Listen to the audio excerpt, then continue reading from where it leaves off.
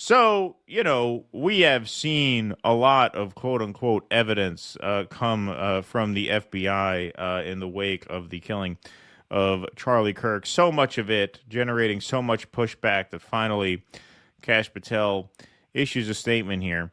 As the director of the FBI, I am committed to ensuring the investigation into Charlie Kirk's assassination is thorough and exhaustive, pursuing every lead to its conclusion.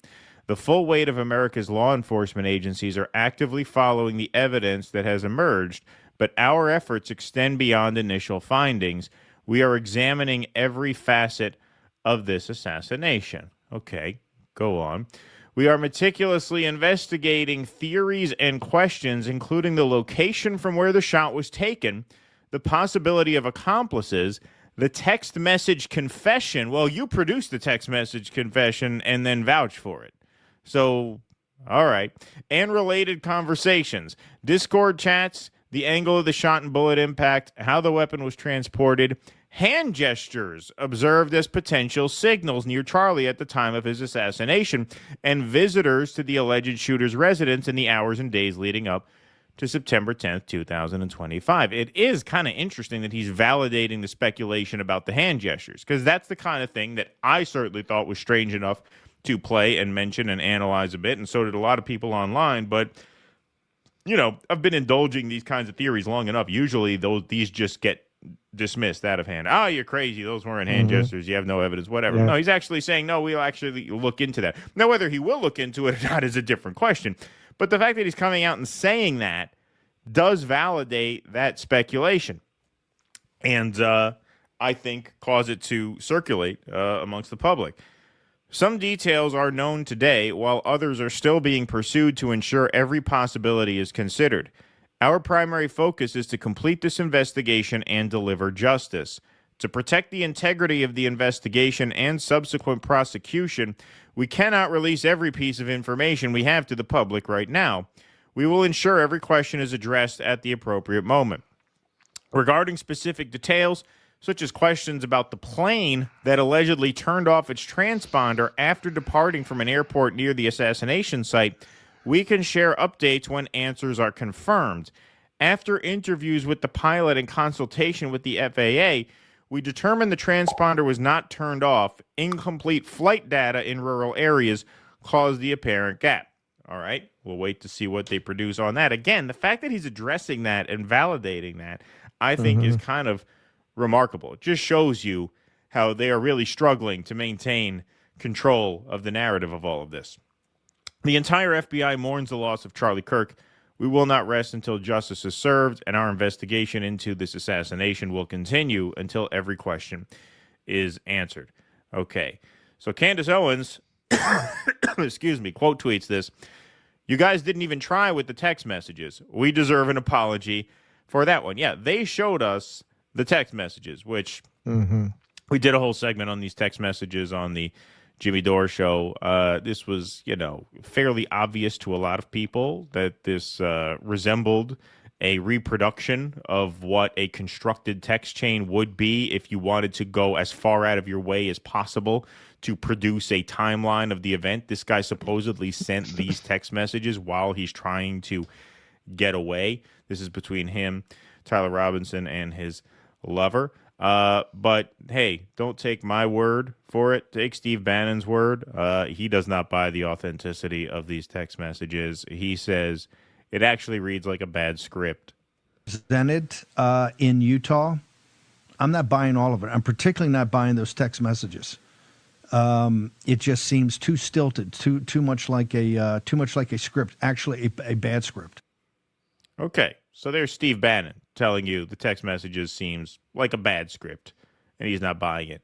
Then, of course, you had this, the note that was but wasn't. Here's Kash Patel explaining that there was a note that was destroyed, but that through his forensic analysis and aggressive interview posture, he was able to determine what this now non-existent note said. We believe what did exist, and we have evidence to show what was in that note, which is, and I'm going to summarize, basically saying, the suspect wrote a note saying, I have the opportunity to take out Charlie Kirk, and I'm going to take it. That note was written before the shooting. Evidence of its existence, we now have learned, existed before the shooting, was in the location in the suspect and partner's home. But we have since learned that the note, even though it has been destroyed, we have found forensic evidence of the note, and we have confirmed what that note says because of our aggressive interview posture at the FBI. Okay. Wow. Yeah. Patriot Princess says, so what you're saying is you're now aware the American people are much smarter than you thought they were, so you're going to work harder to concoct a false narrative they might actually believe. Yeah. Yes. Trumpzilla says, your timeline is so incompetently wrong that we are doubting your competence and slowly becoming more and more tinfoil hat on whether there is deep state fuckery going on. Why was the director of the Utah FBI field office let go 2 weeks before Charlie arrived at UVU? I don't believe in the amount of coincidences that seems to be present in all of this. Do better.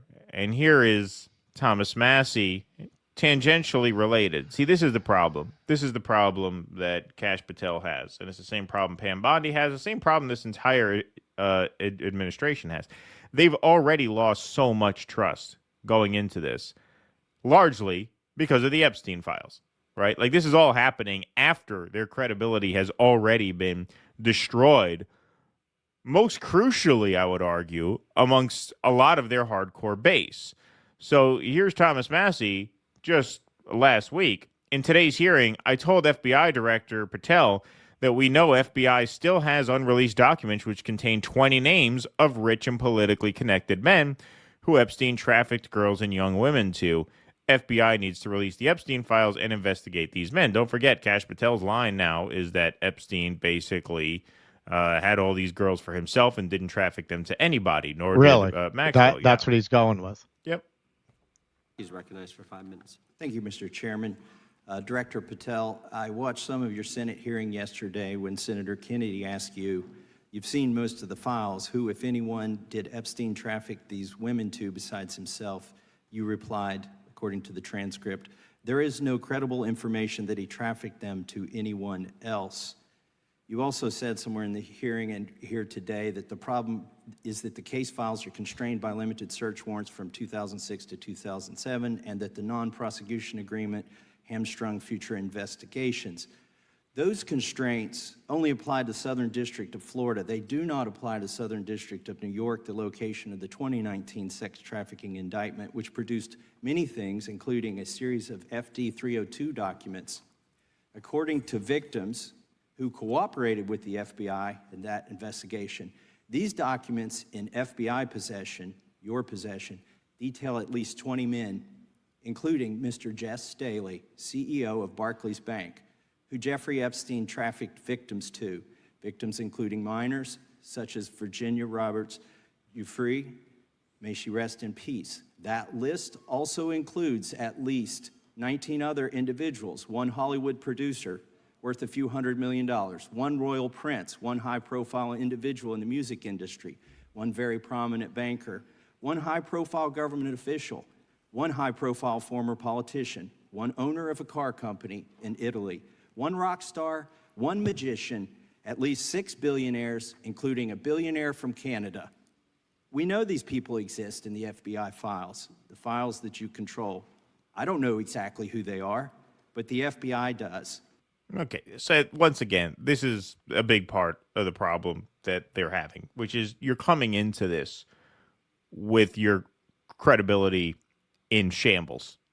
And that is largely why. So all of this takes place in a context where your base already knows you're full of shit. And now you try and convince them that what seems like a Chat GPT generated text exchange is a real text exchange. Your line is basically, trust me, bro, on this note that doesn't exist but did exist, and we were able to determine what it said when it did exist through our aggressive interview posture, whatever the hell you're talking about. You got these guys giving hand signals, you got plane transponders, you got all of these details, and you've got not even close to a satisfactory explanation on any of them. And so now it's gotten to a point where he has to come out and he has to say, hey, we're going to start looking into things that 99 times out of 100, as someone who's indulged these conspiracy theories a lot in my life, 99 times out of 100, they just get shrugged off by the people in power. Yeah, people are going to say what they say online, but we're following the facts of the case, and you just give a generic thing. For him to actually point to specific claims that people are making and specific questions that people have and say we're looking into that means I think they know that the public is not buying this, and the public is not buying their story, which of course we knew they were going to work very, very hard to try and sell, which is that this was a lone wolf leftist. And like I said, I say this every time, I know I'm a broken record, but I'm open to the truth no matter what it is. I'd condemn the shooting no matter who did it and for what reason. That's not what this is about. This is about the vast majority of people paying attention to this smell bullshit. It's obvious. And he wouldn't have said what he said had he not known that. I mean, I think we can narrow down a lot of what he's listing with Epstein, magician. It's 50-50. It's Penn or it's Teller. Right. Yeah, right. It's one of rock star, Gene Simmons. I mean, do you really need to look any further than that? Also, I think you missed this in your research. This was a particularly fiery part of that hearing. Congressman, if you'll stop grandstanding, I'll explain where this all goes. I understand that next week I will be working at Jersey Mike's. I'll ask them to hire me, and they'll tell me I have to apply like everyone else. I'll apply to every franchise in the state, hoping that one manager will be too lazy to bother Googling me. I'll start working, and that's where the real trouble begins. Because yes, I will screw up that job too.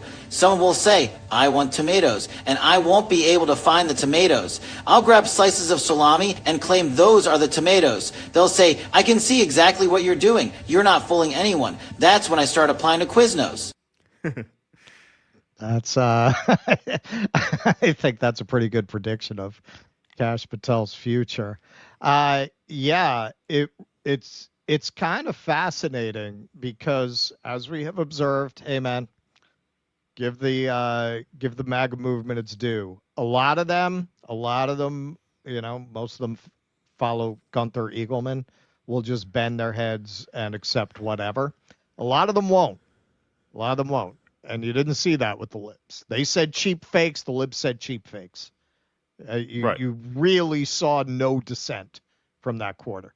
This, they're having a hard time, man, because they have a much more unruly base, and this is why. Okay, well, you stole the Democrats' working class base, and they stole your old upper middle class and upper class base. Well, the difference between those two groups is one has something to lose by challenging establishment narratives, and the other doesn't. So the other is much more inclined to fight and argue with power than these bourgeois suburbanites who are afraid, hey, man, if their boss sees a tweet they don't like, they're going to get fired. They're going to lose their job. They walk around, forget about it, man. You walk around, you have that kind of middle management job, you have a fucking Bernie Sanders shirt that's going to be too much for those people. Right. So they are very incentivized to color inside the lines. You wanted a working class base that's living on the edge, that's living paycheck to paycheck. They're not just going to go along with this shit. Some of them will. Like, some of them so deeply need to feel like they're being empowered by just going along with whatever Gunther Eagleman tells them. They'll go along with it. A lot of them won't, man. A lot of them won't. And that's why they're struggling now. That's why they have to come up with another explanation. I mean, you could see it's just like desperate scrambling to try to get everyone back inside the fence, but it's not working. And I think it's an open question. Like, if they're not even entirely able to sell the Jimmy Kimmel thing, is this all going to fall apart? Like, is it all going to collapse under its own weight? Well, that's what Candace Owens said in the last segment. I read you that tweet about, you know, people thought they were going to be able to grassy knoll this, and maybe not. Maybe not. Right. What the fuck are those guys standing behind them? I mean, I'm not accusing anybody of anything, but what the fuck are they doing giving these hand signals seconds before the shot, literally seconds before the shot is fired? They're giving these signals like a third base coach. Right. You're talking about, and we got emails about that. We got email. Oh yeah, well if you would bring me on the show, okay, yeah, we're gonna bring you on the show. There's nothing there. Okay, all right, random person who emailed us. Yeah, when do you want to come on? Um, they have a base that does not believe in these institutions and that frankly has been reared on conspiracy theories. And I don't use that in a pejorative way. A lot of these conspiracies are true, like possibly 9/11. Some people say that, right? Um, if there's any group of people that you're not going to be able to sell the idea that this guy had adamantium neck bones, it's that crowd. You cannot sell that to this group of people. They are used to assuming that power is lying to them, and you manipulated that to point to the other guys and say, we're going to come in and clean it up. Okay. But now you've got this very restive, skeptical by nature base that you're trying to sell a lot of bullshit about what is clearly some kind of a conspiracy. And too many of them are not going to buy it for you to sell this to them. Yeah. At this point, and Kash Patel mentioned the possibility of accomplices in that tweet, and I think the mentioning of accomplices is very significant because I think what is becoming, I won't say nearly unanimous, but I think what is catching on as a mainstream opinion about this is not necessarily that Tyler Robinson didn't do it, but that he was not the only one involved. Like most people think Lee Harvey Oswald had something to do with the JFK assassination, but that he was not the only one, and they pinned the whole thing on him and set him up. Right.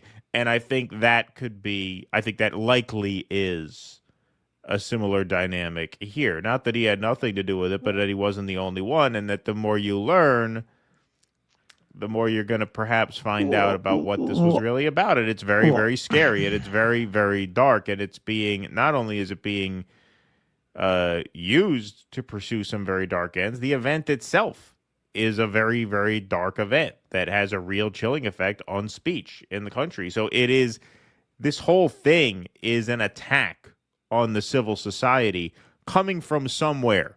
Yeah. And as of now, there is no proof of exactly where it's coming from. That's what makes this all the more terrifying, I believe. Yeah, I have to look into this more. I've seen some chatter about the school that he went to and left having a big CIA program, a big program that's run by the CIA there. Oh, see, I haven't heard that. Yeah, I believe, especially after reading Chaos, I talked about this on Katie's. I believe the Butler shooting, I think they're MK Ultraing these kids and using them as patsies. That could absolutely be. So we will have to stay tuned. But now Kash Patel gives us a little preview that they may start to take these things more seriously, or at least pretend to. Yeah. I mean, I think this tweet could be right, which is that, they realize the people aren't stupid enough to fall for this, so we better come up with something else. Perhaps they're just biding their time. We will see. Please clap.